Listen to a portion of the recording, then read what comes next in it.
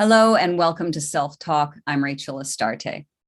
Today, my guest is Ryan Lindner. He's a personal development specialist who has worked as a behavioral coach for clients and top organizations all over the world. After two sudden unexplained cardiac arrests at a young age, he began to explore different perspectives with clients that come with any profound life-changing event. He's also the author of The Half-Known Life, What Matters Most When You're Running Out of Time. Ryan, welcome to Self Talk. Oh, thank you so much for having me. It's a pleasure. So I'd actually like to start out by sharing with the listeners a quote that is on your website from Oscar Wilde.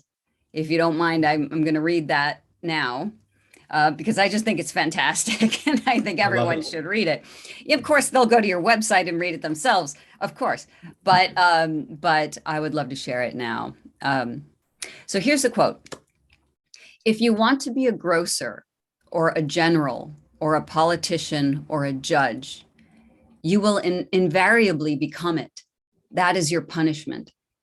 If you never know what you want to be, if you live what some might call the dynamic life, but what I will call the artistic life, if each day you are unsure of who you are and what you know, you will never become anything, and that is your reward. I want to read that last bit again. This is like blows my mind. If each day you are unsure of who you are and what you know, you will never become anything, and that is your reward. I wonder if you could speak to that quote and why it spoke to you so much that you put it on your website. Whenever you meet someone, they first give you their resume. So I meet someone, pleasure to meet you. What do you do? And they give you items on a resume. And that is just about you. That's just a list. And it's all circumstantial. So, depending upon what, at one point in time, many years ago, I've worked all kinds of jobs. I waited tables. I, went through school, did delivered pizzas, did all kinds of things. Am I a different person then, or am I fundamentally the same person? We all grow and we all change, yes, but am I, at my core, am I that same person? Well, when people meet you, they form all kinds of opinions and preconceptions about, about who you are based on your circumstances. So I think that quote really hits home because we speak in terms of roles, we speak to roles, not people. And, I work a lot with organizations and individuals who are in transition. I do things for organizations like track their turnover and figure out, why they might have a high turnover. And people quickly leave companies when they are reduced to roles and the company, they're not people. And, for me, as a coach, I never knew it was a profession that even existed. So for quite a long time, I always felt like I had to fit in somewhere or find this job. And I could never figure out where I fit, so I was kind of meandering around for a long time, figuring out where I might fit. And like with a lot of my clients, what they are best suited for is something they haven't thought of yet. It's outside of, we try to fit ourselves in this box and right. I'm an accountant, I'm this, I'm that. And I always challenge people, is that who you are? Is that who you are? Or is that just about you? Is that just, and I think a lot of people live their whole lives just sort of boxing themselves in. They haven't explored who they are fully yet. And I feel like, what I take away from the quote is, we're verbs, we're not nouns. And we live entire lives thinking we're nouns, and it never felt comfortable to me. Yeah, that makes sense. And as I read it, it actually also brought to mind another quote from Bob Dylan from his song, It's All Right, Ma, I'm Only Bleeding, which is, he not busy being born is busy dying. So and which speaks to your verb life. If we're not busy, reinventing or inventing ourselves, we're stagnant, and we're just not, we're not growing. We're heading more toward our own demise. Well, we're all headed toward there, but you know what I'm saying? You're not living that life that we should be living. I I do want to talk a little bit about your background before we get into the heart of our topic today, which is really making meaning of our lives. Could you share with us a little bit about how you got into the work that you're doing? I think a lot of people in the helping professions understand. I was kind of seeking out services and devouring personal development on my own. I mean, I'm so introverted. My clients might be surprised to hear that, but it's different one-on-one, and it doesn't necessarily mean I'm shy. It's just that I am very introverted. I recharge my batteries differently. And for years as a kid, I suffered with such just terrible anxiety. I mean, terrible anxiety, some OCD, just some terrible. And I just devoured any bit of personal development I could find. And I sort of fell into coaching. I never knew it was a profession. I think there's a lot more visibility now that is something that someone could do. But growing up, I never knew that was even an option. And I started working in wellness. So it was really, it was first of all, like physical wellness. I started there. So nutrition, fitness, that morphed into, okay, well, how do you keep people motivated? How do you, the mental aspect of it? How do you improve performance? How do you shift their thinking? And that then again shifted for a third time to me working with bigger organizations and providing training and developing trainings and kind of helping people shift the way the habits, basically. Okay, beautiful. So, and as I said in the introduction, you had 2 sudden unexplained cardiac arrests at a young age. How young were you? I mean, you're very young now. So how? Yeah, I was 30 at the time. Yeah. And were they back to back? I mean, what happened? They were a day apart. Yeah. Wow. So they were together. But as I mentioned, a life of wellness and, slept well, non-smoker, no family history, nothing like that. Still a mystery, still don't have a cause. I've been to world renowned specialists. I was on a waiting list for a year to see a dizziness specialist. Still no cause. Everything's fine with the heart. The closest I've come to after the journey of figuring out what happened was maybe electrical problems. So more in the brain than the heart, I'd say. But I've got a safety net now, a pacemaker, just to prevent it from happening again. But it one day you're fine, and I worked out that day as usual. Everything was it was just a normal day. And it's something, you never think this is all the time. No one ever thinks today, this is all the time I'll ever have, and they think that'll be the day. But it was a day. It was just an ordinary day, felt fine. And, a few seconds before I lost consciousness, I knew it was going to happen. So I didn't know I'd have a cardiac arrest, but I knew I was going to lose consciousness. And I just, turned to the lady next to me and just said, "Hey, I'm going to go down. I'm getting ready to go down now." Then I woke up like in a movie in the ER with people yelling and running around me and things like that. So wow, terrifying. And so in a way, it sounds like that was a very profound shift for you. And how did it change your life? I would say, I think a lot of people assume that, I had that experience and when I woke up and I was like, whoa, life is short. You only live once, blah, blah, blah, all that kind of thing. But I already thought that way. I think just years, I just being in personal development. I sort of already thought that way, but I think what it did shift was, and I work a lot with clients on this, creating personal boundaries. Mm. And if I overextend myself and I don't have boundaries and manage my own energy, because that's really all time management is managing your own energy. If I don't do that, I get sick. I start having symptoms, clammy, lightheaded, my blood pressure does weird things. Wow. So I have to prioritize my self-care. I have to get a certain amount of sleep. I have to turn people down, invitations down. I have to decide, I always use the analogy of, like on a plane, they always tell you to take the oxygen first. Yes. And, if you don't do that, you're just part of the panic. So you take the oxygen first, and then you're better able to help other people. And so me going through that has helped me relate to people more who are really struggling with, boundaries and time management and things like that.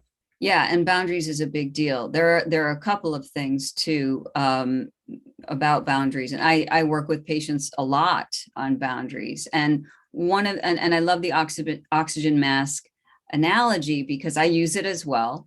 But there's another level too, and I would love to get your thoughts on this. It seems to me that boundaries are actually in place for the benefit of both people.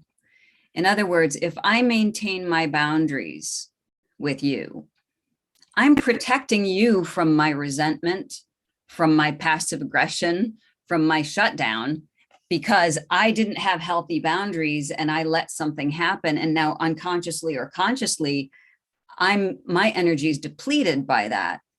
And so my interaction with you is going to be less than congruent, so but by maintaining a boundary, we're actually helping out that relationship in a way. What do you think? Yeah, I totally agree. I love that too, because I think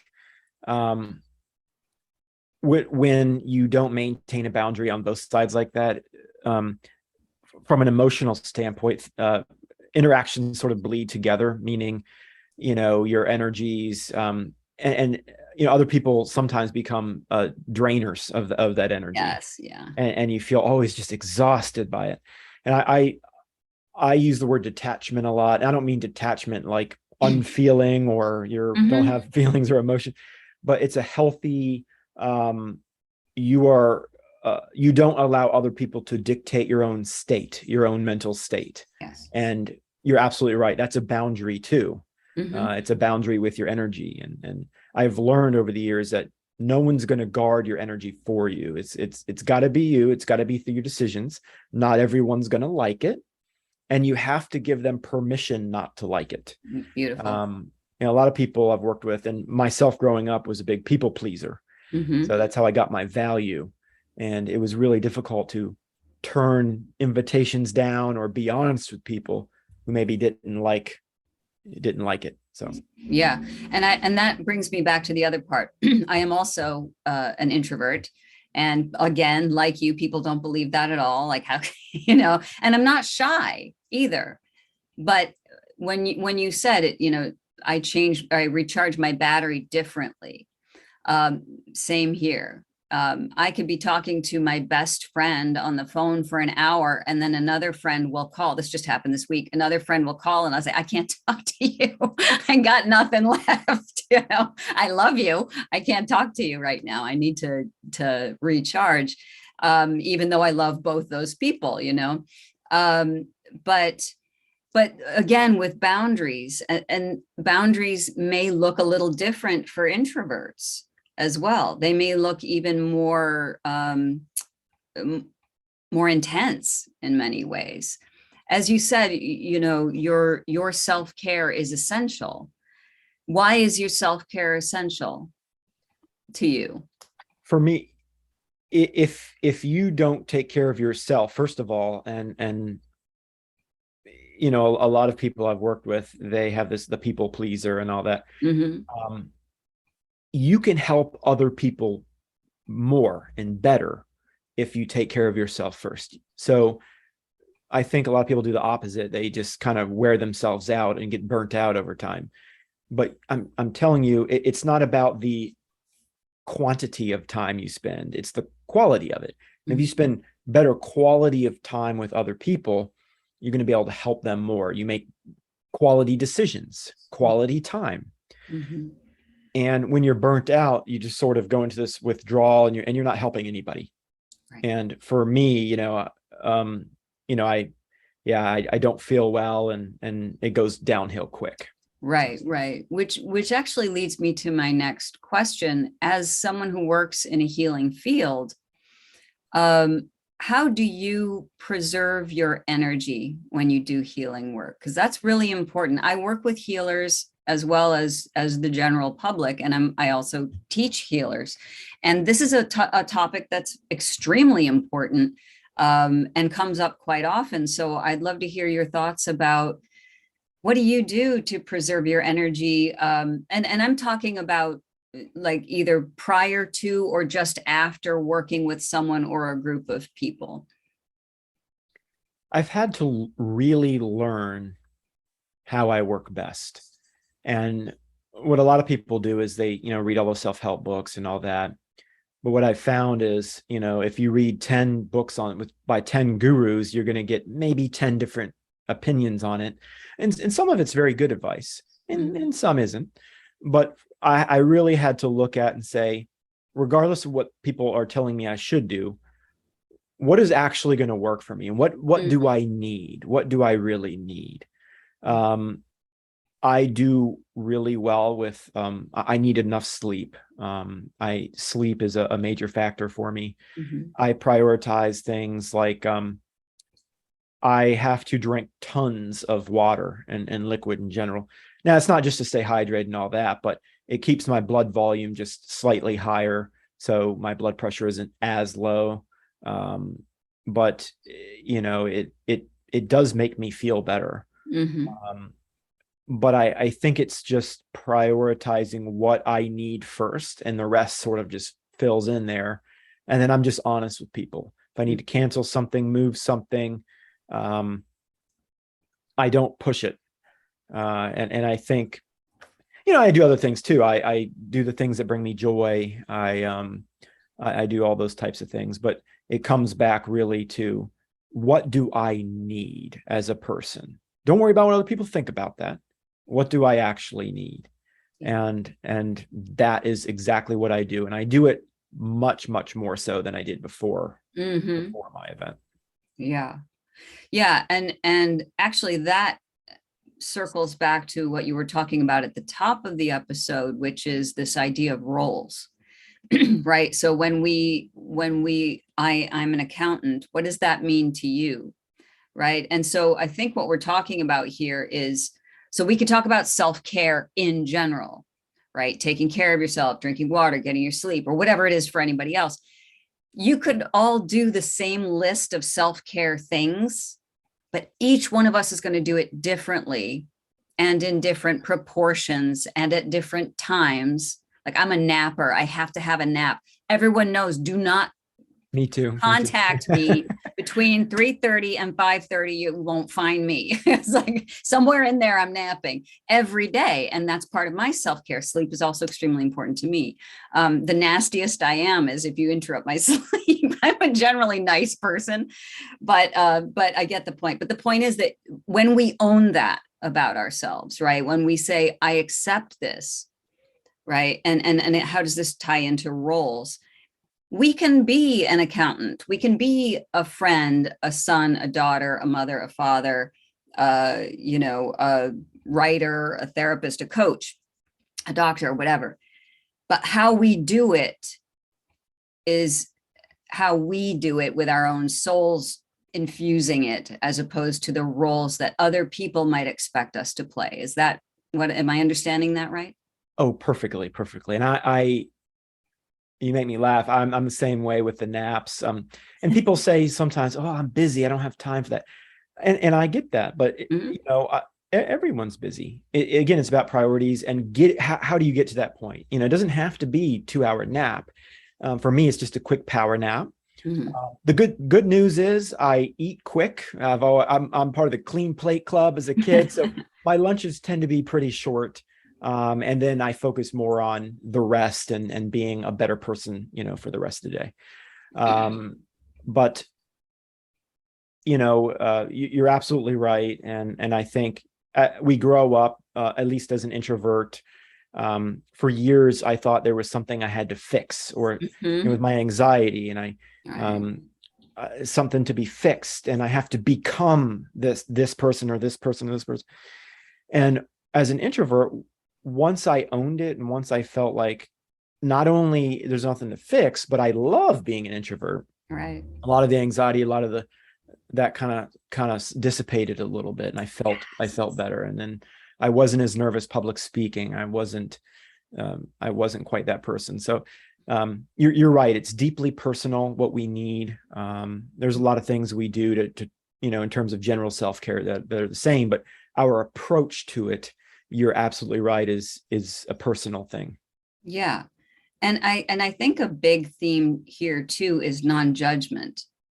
Non-judgment of yourself, non-judgment of other people who are doing their own things. Like there are extroverts out there who are like, wow, maybe I'm really gregarious and I should tone it back. If that's who you are and it feels right to you, then that's who you are. The world would be a really boring place if we were all kind of homogenized and everybody Oh, did the yeah. same thing at the same time, right? So, let your freak flag fly, as they say, Yeah. And like in a lot of the books, well, by books I say like some of the self-help books out there, it's you there's common themes in some of them, and in a lot of them I hear, you have to get up early, you got to start your day really, really early. um you know, and 5 a.m. or I've heard all kinds of advice, and I was thinking, you know what, I don't that's not me. I don't Mhm. want to get up 5 a.m. I think getting up early is okay for me, but I have to say, well, what fits for me? Not 5 a.m. I don't like that. So why do I feel pressured to be this or that person? Right. Just, being yourself is someone you allow. It's not something that you have to force. And that doesn't mean you can't grow or there's not room to grow, but um, being yourself, I think a lot of us spend our lives trying to be this person that we have in our minds. And Yeah. for me, I think it's just more something you allow, and you own it, and you love that person. And it's a lot of your internal dialogue and things like that.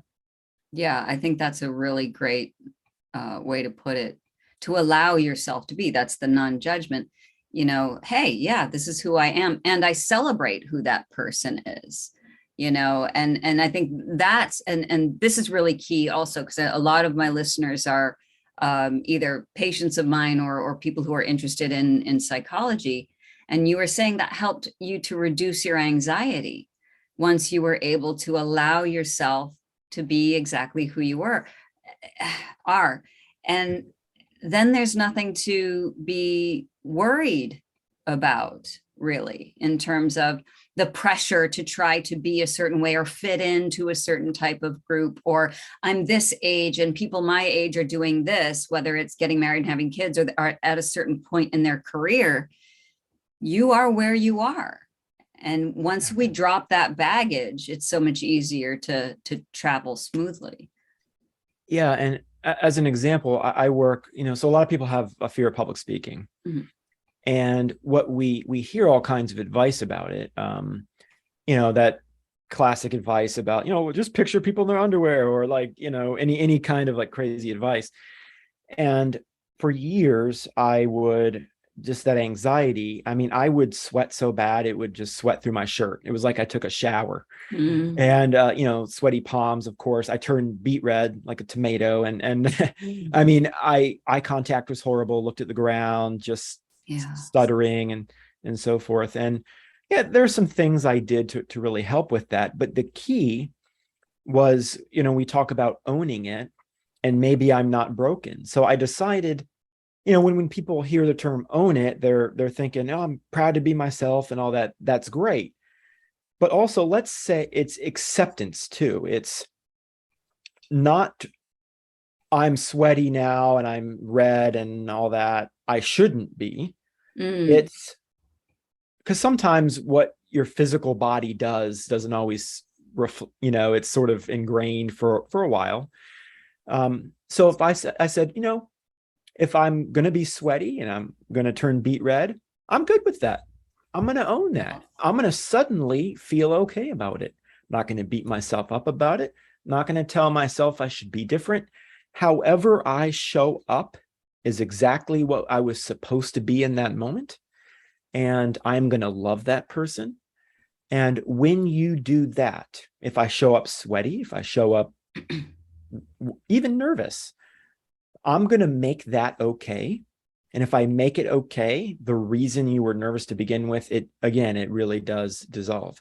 And mhm. another point I wanted to say was, if we, being ourselves, of course, is something we allow, and it manifests as roles a lot. So I work with, say nurses. I worked with a lot of nurses. And people say, well, that's my purpose is, I'm a nurse. And I always say, well, is that who you are, or is that a role? Because what happens if you're not a nurse anymore, or you retire? Right. Are you still the same person? So I would say, well, you can help people whether you're a nurse or not. A nurse is just the vehicle for that. It's the thing you're doing to express that. That's how it manifested. So my point is everything you do in life is just an extension of that person you're allowing. Mm, It's not really found in a role. You can help people in any role, but I right. think a lot of us, tie our satisfaction to a role. Like, I'm only happy if I'm that, Right. until you're not, until you're not that anymore, and then it Mhm. creates a lot of identity problems. Right. And it never really ends because we are designed to continue to grow. And if you're on the path of trying to, if you're on the ambitious path, right? I want to do this and get in my career and do, and make a lot of money and then be the top of my game. Then what? Right? Because that's where the dissatisfaction starts to come in. There really is no, as you touched on this earlier, there's no person out there that you're trying to be. The person is already here. We just have to get to know who that is and love that person. I think that's what you're trying to say, or you said. Yeah. Yeah. In you are the person, and the roles reflect that. Most people approach it just the opposite. It's you do the role, and then that makes you the Yeah. person. Right. And it's actually the reverse. Right. Um, so shifting gears a little bit. So obviously, well, the show is called Self-Talk, and it's about how we talk to ourselves, how we show up in the world, how we learn who we are. And a lot of people want to make changes in their lives. And and so I want to talk a little bit about that. Given your experience, do we need to have a life-changing moment like you did in order to make a significant shift in our lives? We don't. I think, unfortunately, it does often take a trauma for people to kind of, they don't need one, and hopefully doesn't happen to them. But what it does is it pulls you into the moment, because Mm, most people are living almost exclusively in the past or future. Oh, I got to do this, got to drop the kids off, got to go to work, the to-do list. And when a trauma occurs, you're pulled into the moment. Like, I'm not worried about mowing the grass if I'm laying in the ICU. right. Um, now you don't need that. But I would say just some sort of catalyst.